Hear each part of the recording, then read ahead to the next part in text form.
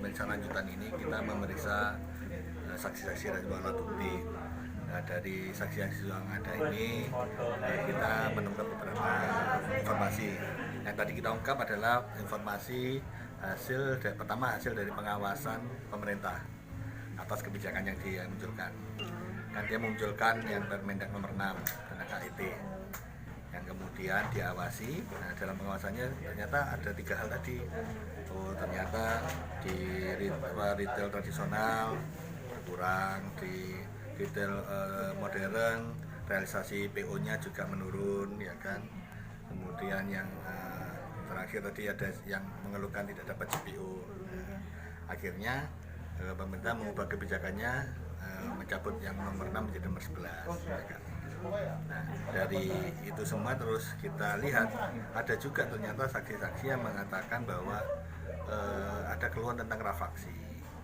Yang rafaksi ini muncul akibat penetapan HIT tadi, karena ada selisih tuh. Nah, ini pernah kita dengar juga bahwa pemerintah pernah berkomitmen untuk membayarkan rafaksi itu.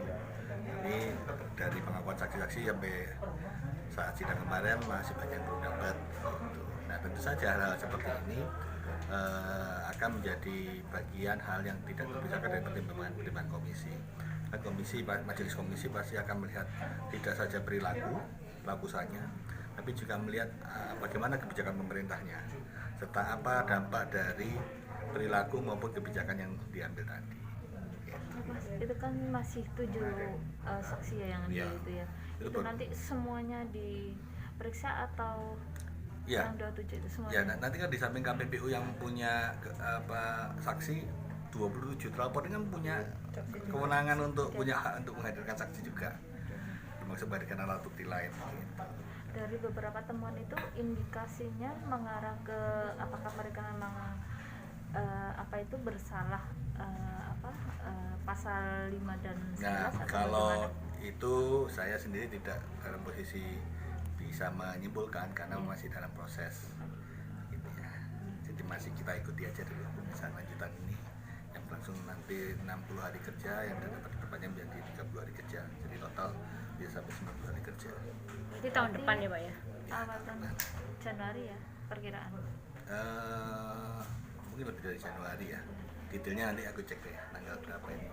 Yang jelas 90 hari kerja.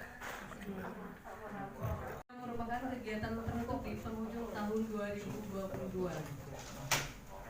Baik, untuk mempersingkat waktu, acara selanjutnya adalah pemaparan materi oleh Kepala Kantor Wilayah 4 KPPU Surabaya. Kepada Bapak Dedi R. Sutrisno, kami persilakan. Terima kasih Mbak Dia, satu-satunya struktur yang paling cantik di kami. Salam sehat. Ini pertama-tama saya ucapkan permohonan maaf bagi para pendukung kita Prancis ya.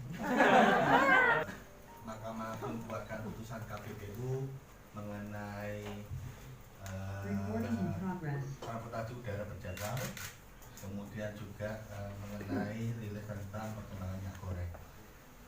Untuk memudahkan karena ini jadwalnya agak panjang, kalau nggak salah putusan pesawat udara itu tahun 2020 ya Mas Olan. Oh ya, saya kenalkan dulu, ini Mas Hasiolan, ini Kabid baru yang baru window transfer dari Balikpapan ke Surabaya. Mau berdiri Mas, buka masker dari awal. Beberapa hari di Surabaya nanti dia akan menjadi kepala bidang informasi dan kebijakan. Horas Pak. Sementara Mas Delon geser ke kepala bidang penegakan hukum. Nah, yang kita akan jelaskan kali ini adalah terkait dengan yang nasional dulu. Next. Jadi perkaranya adalah perkara nomor 15 dari KPPU I 2022 mengenai dugaan pelanggaran pasal 5 dan pasal 19 huruf C Undang-Undang Nomor 5 Tahun 99 dalam penjualan minyak goreng kemasan di Indonesia. Sampai minggu lalu kita sudah memeriksa lebih dari 7 saksi. Semuanya dilaksanakan di Jakarta sidangnya. Next. Pasal yang diduga dilanggar ada 2. Pasal 5 ini bicara tentang pelaku usaha dilarang membuat perjanjian dengan pelaku usaha kelas lainnya untuk menetapkan harga atas suatu barang dan atau jasa yang harus dibayar oleh konsumen dan atau pelanggan pada pasar pesanan sama. Jadi harusnya dia bersaing malah diduga melakukan penetapan harga. Sedangkan yang 19 huruf J ini bicara tentang larangan pelaku usaha untuk melakukan satu atau beberapa kegiatan baik sendiri maupun bersama-sama pelaku usaha lain yang dapat mengakibatkan terjadinya pasar monopoli dan atau persaingan berupa membatasi peredaran dan atau penjualan barang dan atau jasa pada pasar bersangkutan.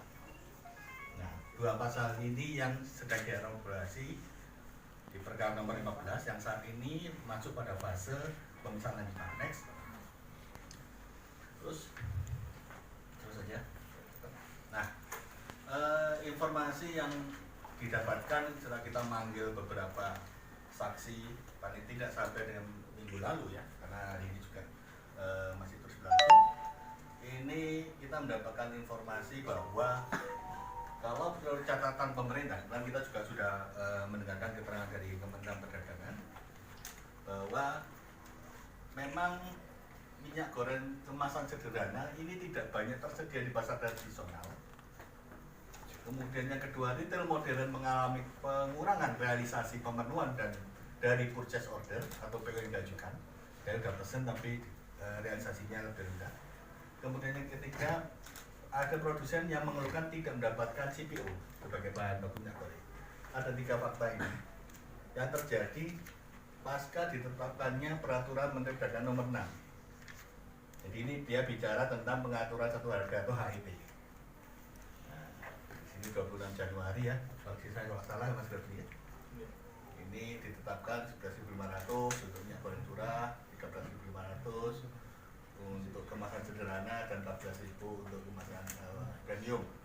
Jadi setelah adanya Permendak nomor 6 ini kan terus diawasi oleh pemerintah, muncullah 3 fakta ini yang itu terungkap dalam persidangan.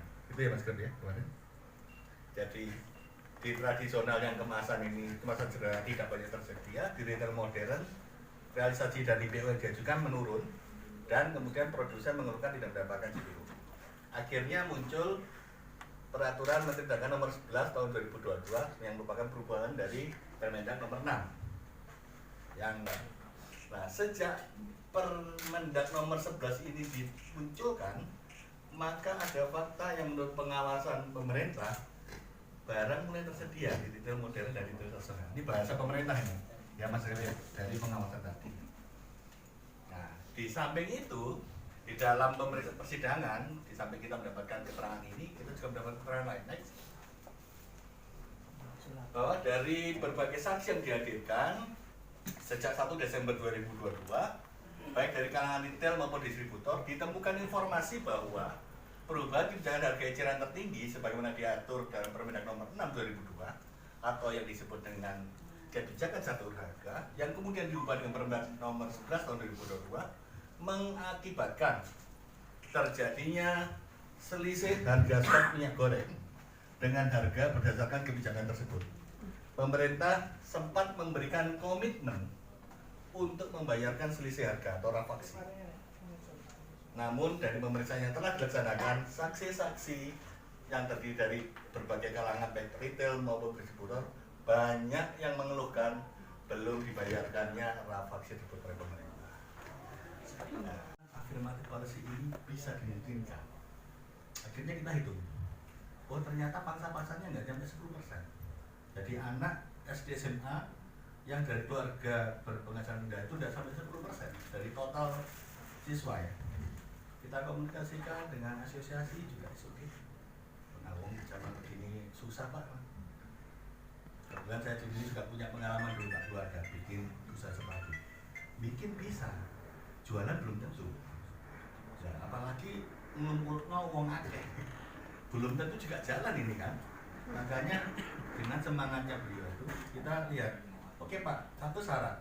Kalau benar Bapak mau bikin sepatu, pastikan sepatunya dibikin di Surabaya. Jangan Bapak beli di China, dicap Surabaya.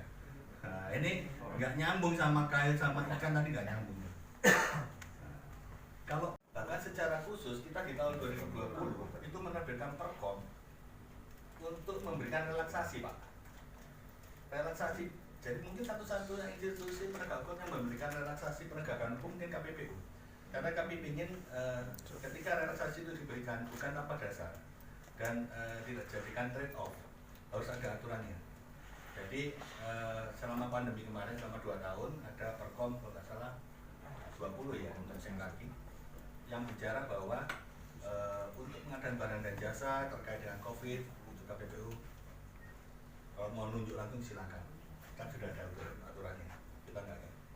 Atau buat pelaku usaha yang punya strategi bisnis yang kebetulan strategi bisnisnya akan bersinggungan dengan Undang-Undang Nomor 5, sepanjang dikomunikasikan terlebih dahulu kepada KPPU dan KPPU diberikan waktu untuk mereview sekolah, ini bisa jadi akan direlaksasi.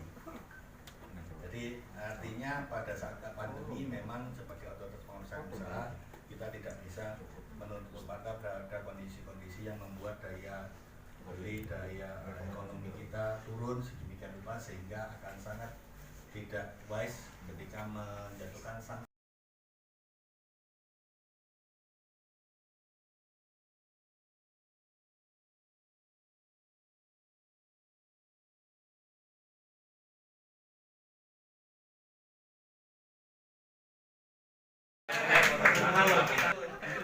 Wow,